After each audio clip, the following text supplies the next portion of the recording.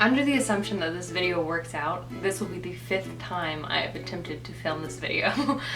Hello beautiful people, my name is Shelby, welcome to my channel. Today I'm going to be talking about why I shaved my head. Oh, I guess you can't really tell that I shaved my head, but like, it's shaved, I promise. Hello. So clearly the main question that I get is, why did you shave your head?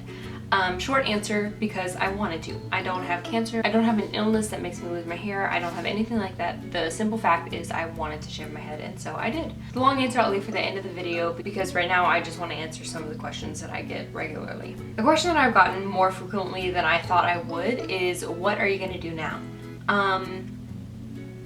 I never really know how to answer this question because it's just a haircut. I doubt you've ever gotten this question after getting your hair trimmed or getting it styled or something. I think maybe what they're asking is, are you going to keep it short or are you going to let it grow out?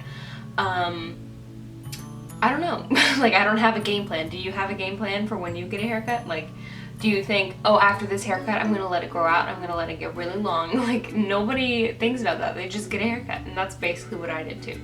Another question that I get very commonly is, did you donate your hair? No, I did not. I sold my hair to help fund a trip to London that I'm taking in December.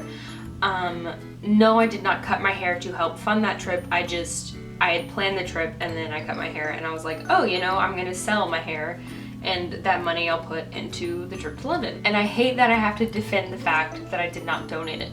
And the thing is, I've donated my hair several times before, so I don't feel bad for not donating it, but even if I had never donated my hair, I don't want to feel guilty for not donating it. It's hair. I grew it myself out of my own head. Like, if I painted something and then sold it, nobody would question me. Nobody would be like, oh, well, you should have donated it. Like, I made the painting. I can do whatever I want with the painting. And that's how I feel about hair. I can sell my hair, I can donate my hair, I can throw my hair away if I want to. I shouldn't feel bad for selling it, or I shouldn't feel bad for throwing it away. Nobody should.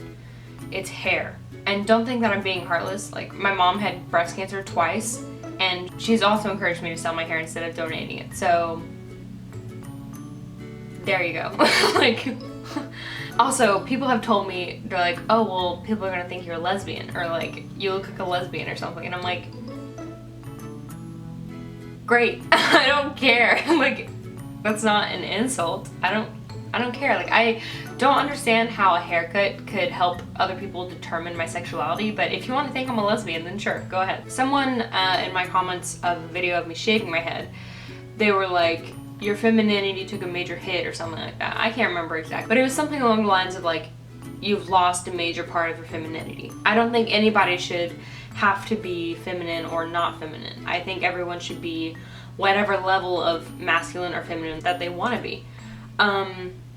I still feel like I look very feminine because I wear dresses all the time, and right now dresses are qualified as a feminine quality.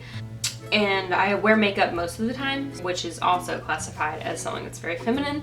So I feel like those two things make me still appear very feminine regardless of my hair. And I don't wear makeup or wear dresses to make up for my lack of hair. I like makeup and dresses, and I don't always wear makeup, but I do probably 4 out of 7 days of the week. I wear makeup and I wear dresses all the time because I like dresses. They're comfortable. It's like the closest thing to not wearing clothes that you can get. Like, they're great. Okay, so those are the major questions that I get whenever people notice that I shave my head. But right now I'm going to give you the long answer of why I shaved my head. I've tried to say this many times in ways that aren't so dramatic. Like, I'm not trying to make this dramatic, and it's not dramatic, like, it's just hair. But I can't think of a way to say this without it being dramatic. Sorry. So, since I was a kid, see, it already sounds dramatic, like, I can't help it. I don't know how to do this.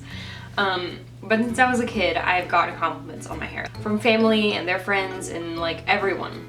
They were just like, oh, you have such nice hair. I just grew up knowing that I have nice hair. Like, I do have nice hair, or I did.